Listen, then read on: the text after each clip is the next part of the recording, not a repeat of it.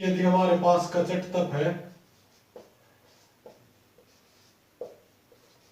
कि यदि हमारे पास क च ट त प है, इसके बाद यंगणनम में से कोई भी वर्ण हमारे पास आ जाए तो कौन है यंगणनम।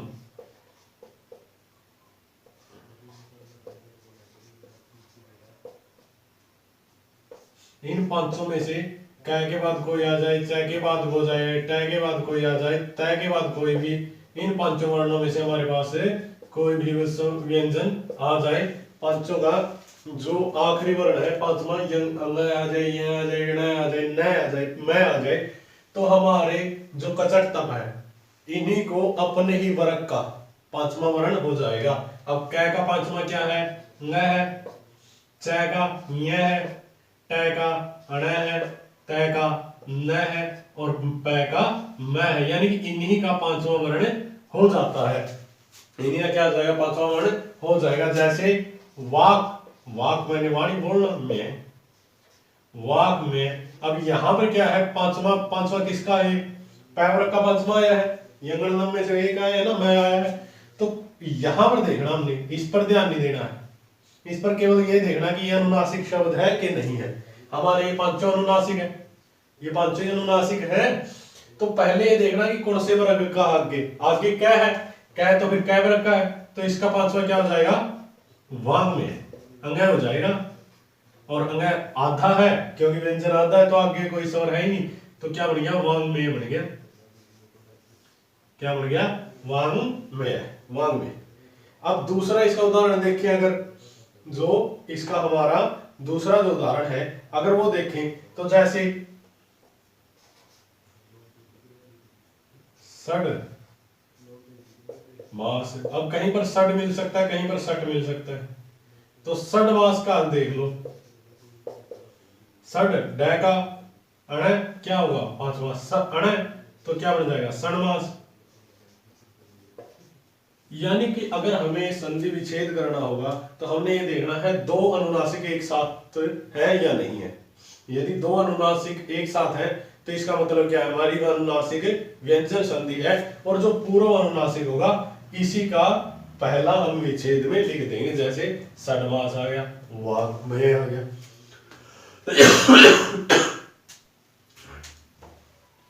इसके बाद हमारी है अनुस्वार। क्या है अनुस्वार। अनुस्वार किस किस का होता है, दो वर्णों का होता है, मैं का और न का।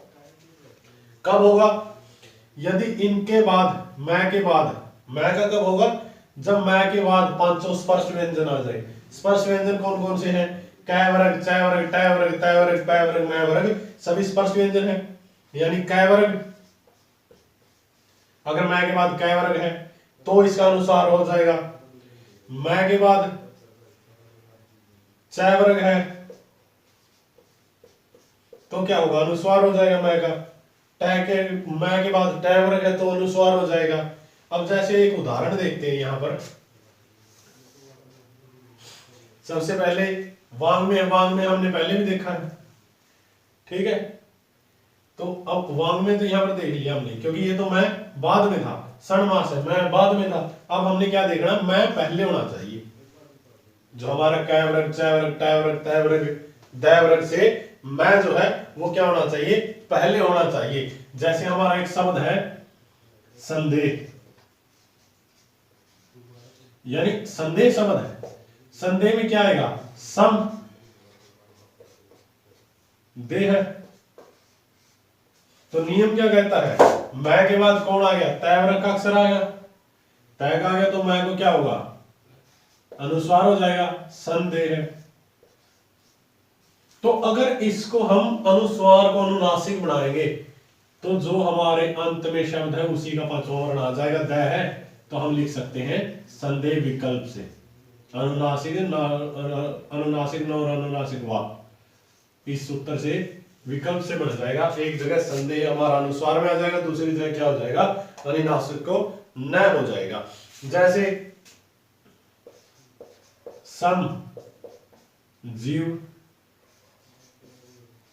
सम जीव तो क्या बनेगा यहां पर सम जीव है अब देखो क्या बनेगा, मैं है, मैं के बाद च वर्ग का है, च वर्ग आया है, च वर्ग में से ज तीसरा वर्ण च वर्ग का, तो क्या बनेगा संजीव।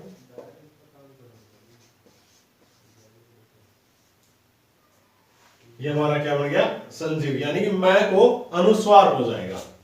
आखिरी जो है वो हत्तो और च आगम बचता है, यानी हत्तो तय या दय, तय या दय के बाद, तय या दय के बाद क्या आ जाए, है आ जाए, तय या दय के बाद है आ जाए, तो क्या होगा, तय को दय हो जाएगा, है को धय हो जाएगा, यानी दोनों में परिवर्तन हो जाएगा। जैसे तय और शय में परिवर्तन हुआ था वैसे इन दोनों में परिवर्तन होगा, तय को क्या हो जाएगा दय हो जाएगा और है को धय बन जाएगा, तय को है और तय को दय और दय को धा बन जाएगा, है को धय बन जाएगा, इस है को क्या बन जाएगा धय बन जाएगा। जैसे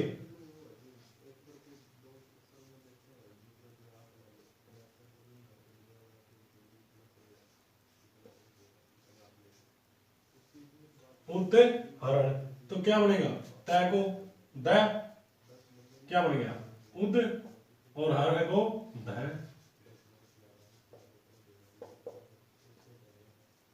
उदाहरण।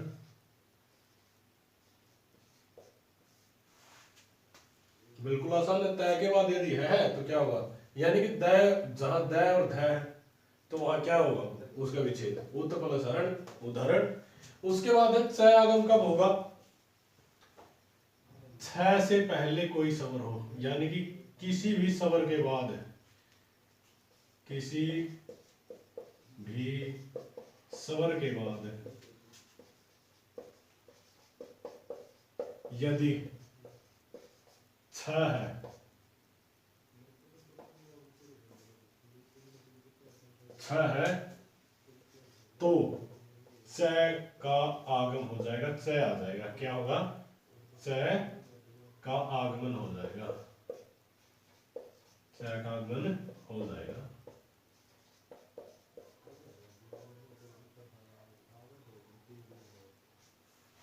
यानी च आ जाएगा, जब भी कहीं पर भी किसी भी स्वर के बाद यदि छ है तो उससे पहले क्या आ जाएगा च आ जाएगा, क्या आ जाएगा च आ जाएगा।